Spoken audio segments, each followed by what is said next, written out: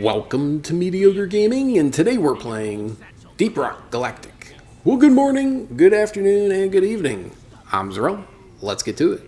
So today we're doing the deep dive, codenamed Murky Feast. But before we get to that, if you like this video, give it a thumbs up, smash that subscribe button, and ring that bell to be notified of all future episodes as soon as they go live. So let's get into it. Stage 1 of the deep dive has you guarding the drill dozer. That's right. We're seeking the Amaran Heartstone. Additionally, we also have alien eggs and low oxygen. You see the oxygen meter on the right hand side. We have to protect and repair the drill dozer. Keep it working. Now, low oxygen means that the air in the level is toxic. You have a small tank with your gear. Not very big, only lasts about 60 seconds. And then the drill dozer, resupply, and the drop pod, as well as the mule, all have oxygen tanks that you can refill your personal tank. Now, at some point, you're going to run out of fuel and you're going to have to refuel it. Look for that oil shale on the side of the level that you only see on this type of level. Once you have both tanks taken care of, then you can put them back into the drill dozer and move on with your mission. And move on. Now, occasionally you have 2 stops. Most of the time, you only have 1. So depending on your level, you may run out of fuel twice in the drill dozer. Now, the alien eggs you'll probably see along the way. Sometimes you can go ahead and drill ahead and then go ahead and get the eggs and then come back to the drill dozer. This time around, you're going to want to go ahead and go with the drill dozer and then pick up the alien eggs as you see them. Because of the modifier low oxygen, it just doesn't make a lot of sense to go hunting for eggs and having a swarm pop up on you, potentially. Once you get to the Amaran Heartstone, though, you're going to want to go ahead and set up your defense. Go ahead and get ready, maybe call in a resupply, and then start drilling into the Amaran Heartstone and get that Heartstone out. So the battle for the Amaran Heartstone, or while you're drilling into the Heartstone, you will have waves of enemies, and it's a 4-phase battle where each phase is just a little bit different, brings something to the party. Interspersed with, each phase is done because you have that big explosion around the Heartstone telling you that you've gotten 1 more layer deep. Now, once you have gotten drilled into the Heartstone, then you're ready to go, as long as you have those alien eggs. Now, the drill dozer has 3 segments of health that you have to keep up. If you lose 1, it's not a problem, but if you lose all 3, then you've failed the mission and you'll have to start over the deep dive from scratch. So go ahead and make sure that you're not only guarding the drill dozer, but also repairing it as needed. But once you have that Heartstone dug up, the drill dozer is no longer useful, but you can take the CPU of Doretta back to the drop pod, hit the button on the mule, call in the drop pod, and start running for your life back towards the beginning of the stage. Now, don't forget that there is low oxygen on this level, so if it takes you more than about a minute to get back to the drop pod, you're going to run out of air. So get there as quickly as possible, or follow the mule back, since the mule is one of the 4 pieces of equipment that has extra oxygen. Now, if you get back to the drop pod before the mule does, you'll have to run around or defend the area until the mule docks. Now, luckily, there is oxygen on the drop pod itself.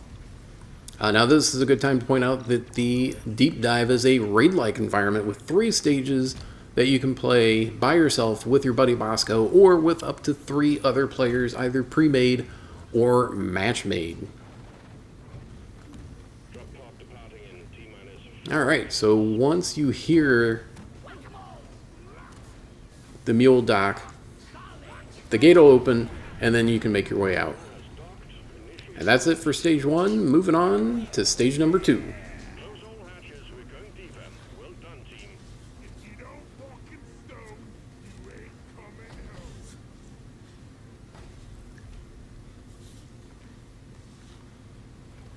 Alright, stage 2 of the deep dive. We have a Swarmageddon this time around, a black box, and alien eggs. Alien eggs is the primary objective this time around. So you will have to find 6 eggs, and then the black box, which you'll probably find as you're moving around the stage. It will have a kind of a green glow around it, and it'll be fairly easy to find.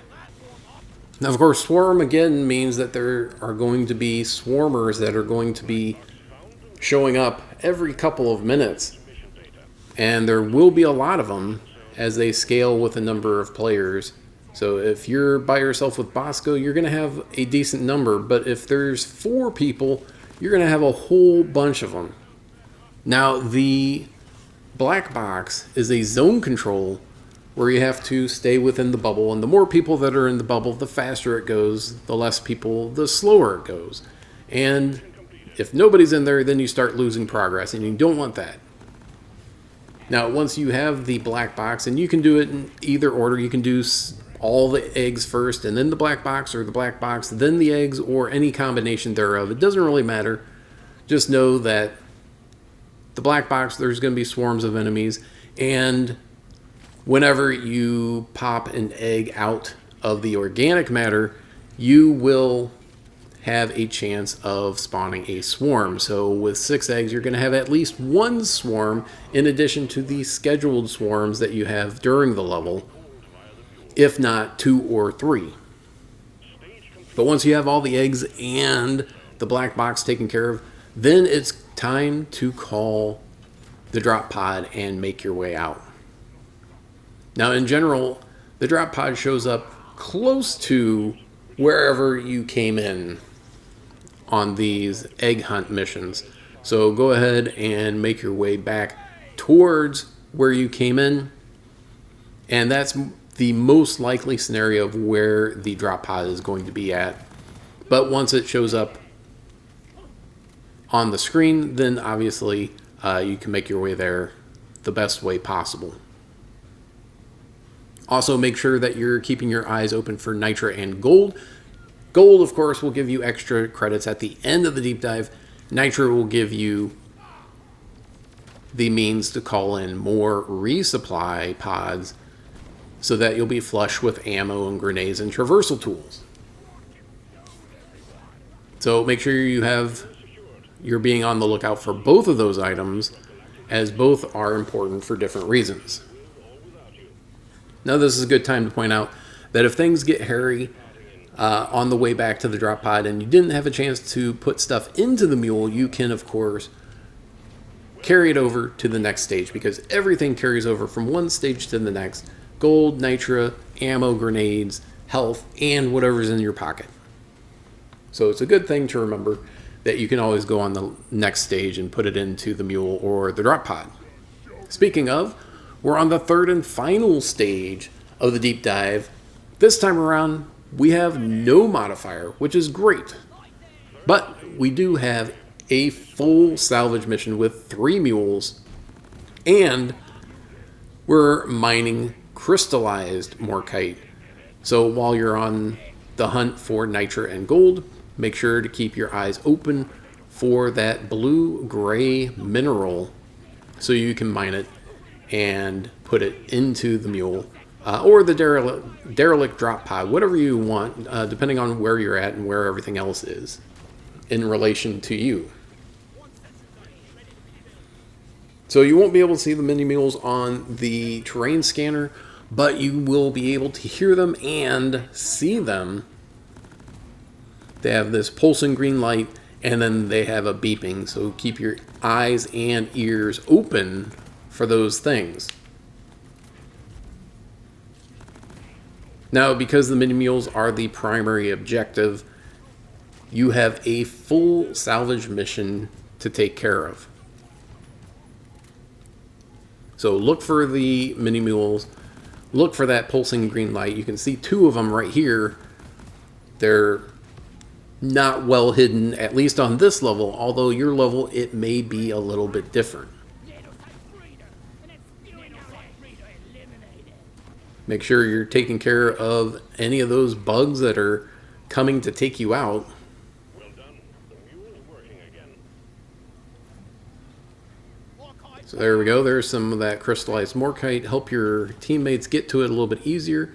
The mini mule eggs will show up on the train scanner once you scan the mini mule. But you can also find it on your own.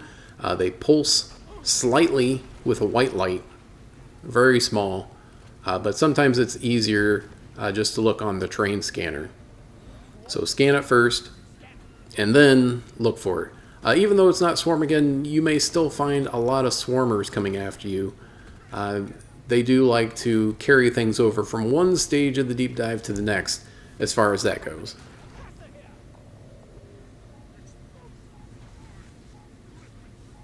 Alright, scanning all of them, and then of course, take a look at the train scanner. If you don't see them right away, gives you an idea. Repair them once all the legs are reattached, and then go to the other ones, and of course, get the morkite mined. Now, once you have all of the mini mules and all the morkite, then you're ready to move on. Except this is a full salvage mission, which means that you're going to be repairing the uplink to the derelict drop pod, which is a zone control, just like the uplink in the previous level.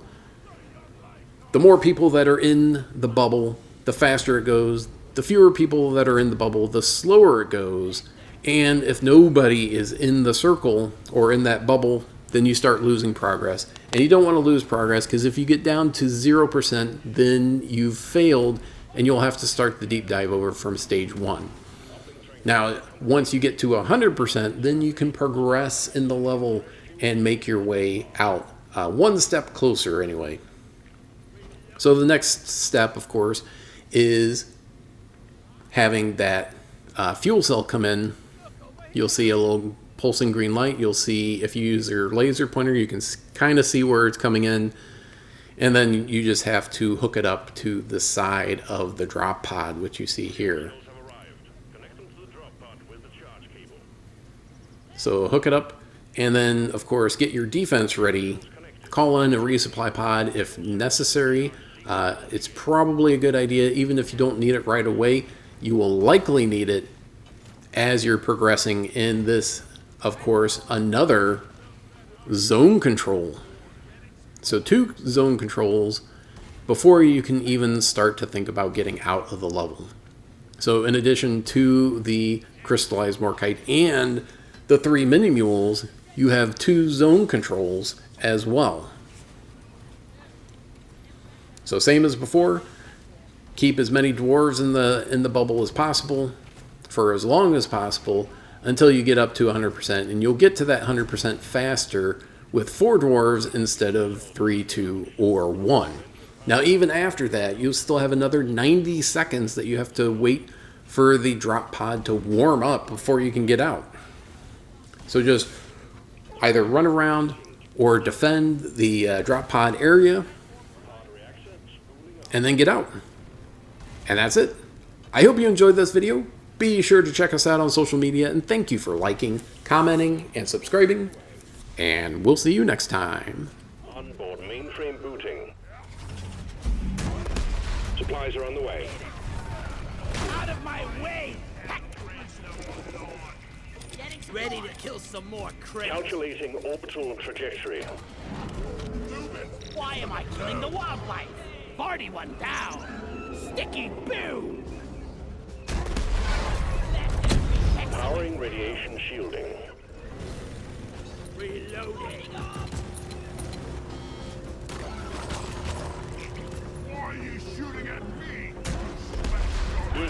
operational.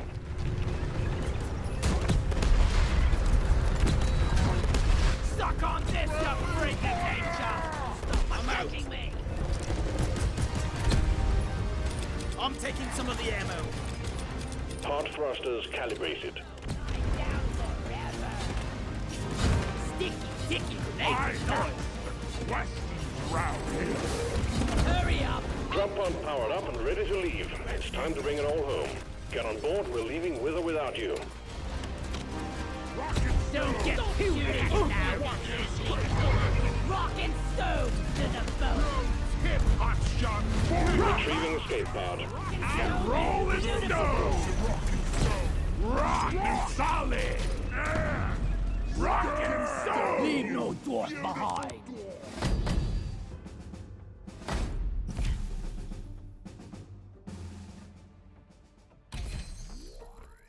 You. プレイステーション